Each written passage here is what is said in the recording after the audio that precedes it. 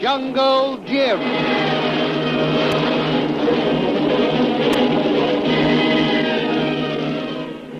The adventures of Jungle Jim, broadcast weekly over this station, are dramatized from the full-color action pictures to be found in the Comic Weekly, the world's greatest comic supplement that comes to you each week with your Hearst Sunday newspaper. Join the 11 million adults and 6 million youngsters who make their weekends more enjoyable reading the world's greatest comic and adventure pictures by the world's best artists, featured in every issue of the Comic Weekly. Insist on the Sunday newspaper that brings you the Comic Weekly. Karnak, driven from his burning hideout by Jungle Jim and Lil, dashes toward his seaplane anchorage. The darkness and the mad Karnak's skillful running carry him safely through Kolu's rifle fire, and he successfully escapes. After making sure that Jungle Jim and Lil are quite safe after their narrow escape from the burning building, Kolu takes after the escaping Karnak. But just as Kolu reaches the dock, Karnak taxis his plane out onto the lake.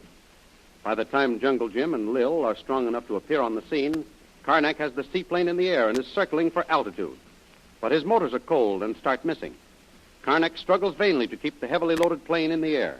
Then suddenly the seaplane noses downward and dives with terrific speed, crashing into the water with shattering force.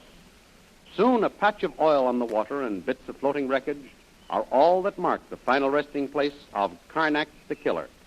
Well, that's the end of Karnak. And it's better that way. At least he went down fighting. Mm-hmm. I suppose you're right, Jim. But it might have been better if we could have taken him back to the governor in person and had him stand trial. The world is rid of him, Lil. And that, after all, is the most important thing. Even if we had captured him alive, would have had a tough time getting him off the island and delivering him to the authorities. Yeah. And speaking of getting off this island, now that we finished our job here, have you figured out how we're going to get away? No, up to this point, I've had all I could do to save our own necks and get Karnak. That kept my mind fully occupied. Well, now what's the next move? Well, before I do anything else, I've got to go back and release Judith, Karnak's niece. Uh-huh. We had to tie her up when she threatened to expose us to Karnak. You know, I always thought she hated her uncle. She tried to help me whenever it was possible. Well, she didn't approve of his murderous methods, and I don't think she ever helped him. But blood is thicker than water. Being her only living relative, she tried to be loyal to him in time of danger. She told me at one time he was a successful businessman, kind and generous to her. But he had a serious illness that affected his mind. And despite all his cold-blooded murders and tyranny, she still loved him? Yes, Lil. And it's not going to be an easy job for me to break the news of his death to her. It's got to be done, so I'll get going. You want me to come with you, Jim? No, not necessarily. Perhaps it would be easier if I did it alone. Then when she gets over the shock, I'll bring her to you. All right, I'll stay here with Kolu. We might look around and see if Karnak hasn't got a nice little boat hidden here that we can get off this island in. Say, that's an idea. He must have had some other means of transportation beside that seaplane. Have a look around, Kolu. That'd be good, Tuan. Maybe you have motorboat hidden someplace. And be careful when you're looking for the boat. Look out for other things, too. Don't forget, there's a lot of headhunters on these islands that are still loyal to Karnak. Well, I won't be going long. Now, take it easy, Lil. Yeah. Remember, you've had a tough siege, and you're not too strong yet.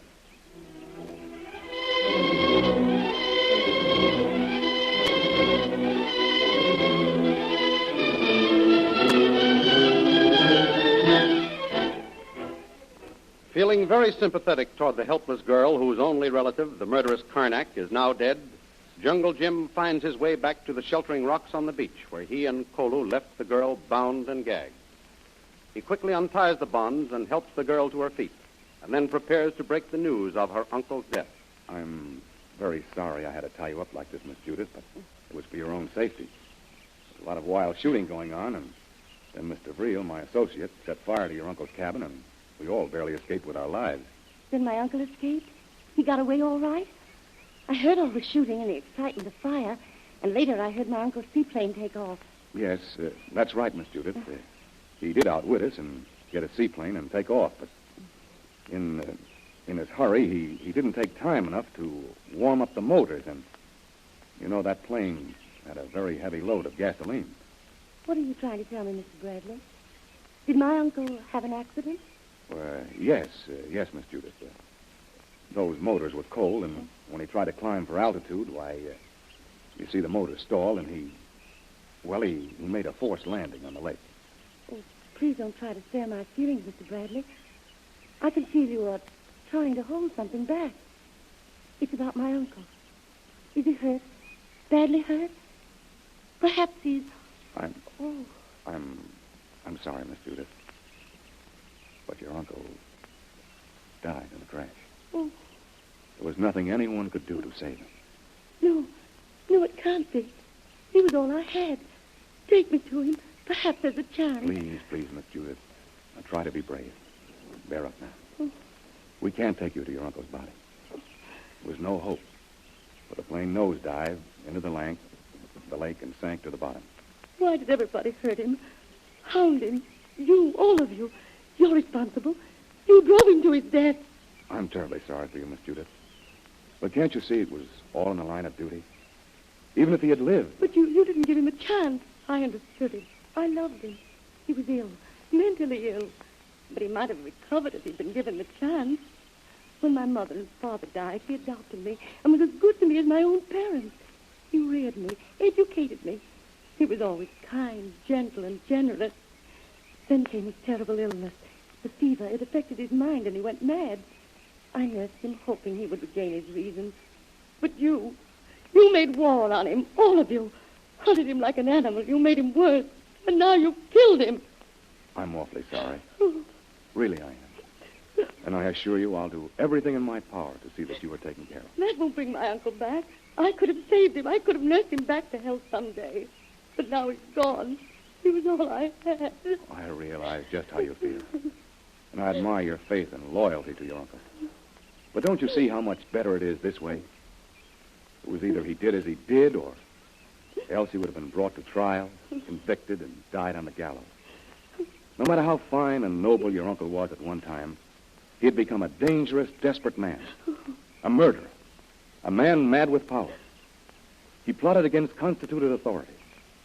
The law would have caught him eventually, and all your pleas would have been powerless to save him. But that is not justice. Do they kill a man who is ill and kills others by spreading a fatal disease? No. He's put in a hospital and cared for and made well again. My uncle killed men because he was mentally ill. Even if he had lived, Miss Judith, and you were able to convince a jury of his insanity, why, he'd have been placed in a government institution for the criminally insane. You know, that's a living death. Believe me when I say that this was the better way. As time goes on, I'm sure you'll come to realize it. Oh, perhaps I will, Mr. Bradley. But I don't want you to feel my bitterness is directed against you personally.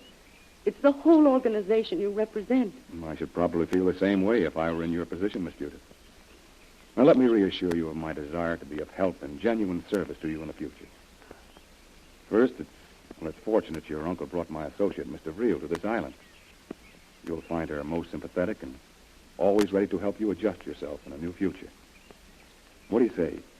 Suppose we go over and join her. That is, if you feel able to walk. I'll be all right, Mr. Bradley. I did admire Mr. Vreel's courage. Perhaps with one of my own sex, I'll be able to readjust myself. I'm ready to go with you now. That's fine. Let's go over. I'm sure Mr. Vreel's company will do you a world of good.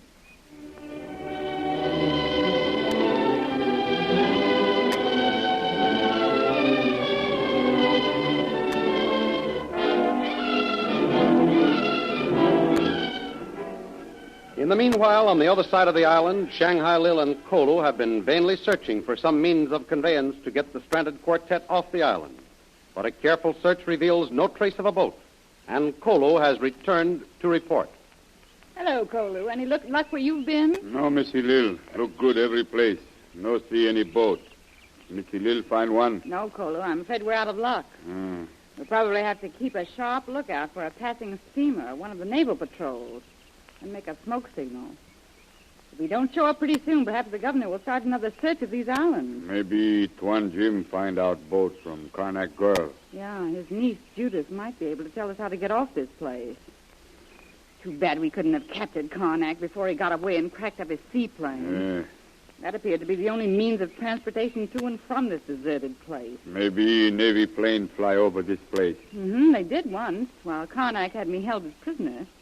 Why, he even took me into his radio shack and let me hear them talking from the plane to Bagua. Radio. Karnak have radio? Maybe Tuan Jim fix up radio and send message. That's an idea. Oh, but I'm afraid the terrific heat of that fire I started completely ruined any chance of that. That'd be bad. No other way to make signal. Well, how about a signal fire? Smoke signals can be seen a long way. That'd be bad. Natives see signal first. Come quick. Cut off head. Yeah, I'd forgotten all about those headhunters.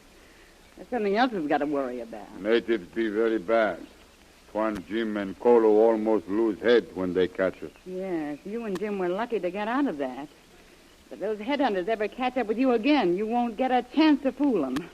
Karnak sent out an order for your head. Here come Tuan Jim. Bring lady, Missy Lil. Yeah, Karnak's me. Hello, Jim. Here we are, Miss Judith. You two have met and are more or less acquainted, I believe. Oh, yes. I'm glad to see you survived all the trouble, Mr. Brill. Thank you, Judith. I hope you're none the worse for your adventure. I'm going to turn Judith over to you, Lil. This ordeal has been harder on her than it has been on us. She'll need a woman's care and sympathy. And I don't know of anyone who could be better for her than you. That's very flattering. But you can count on me. Well, that's well, Lil. My big problem now is to get us all off this island before any more trouble starts.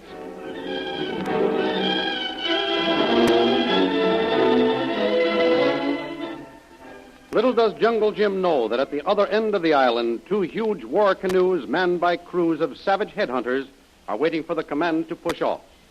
On the shore, the grizzled old chief is waiting for a report from one of his scouts, who has just returned. Speak, my son. What you see? Smoke, big fire. Huts of Great White Father burned. Men fight Great White Father. Who fight? White man and Hindu who get away from my village? I no see. Hear shots. Then hear wings of great bird of White Father. Bird fly in air. Then fall in lake. Then Great White Father was attacked by white men. We avenge him. Get white man and Hindu again this time. Get head. Good, Almighty Chief. We go. You, my son. Lead the way. Paddle fast. Attack before white man see us come. I lead. White man no see us. We attack before sunup. Almighty Chief, white man no get away.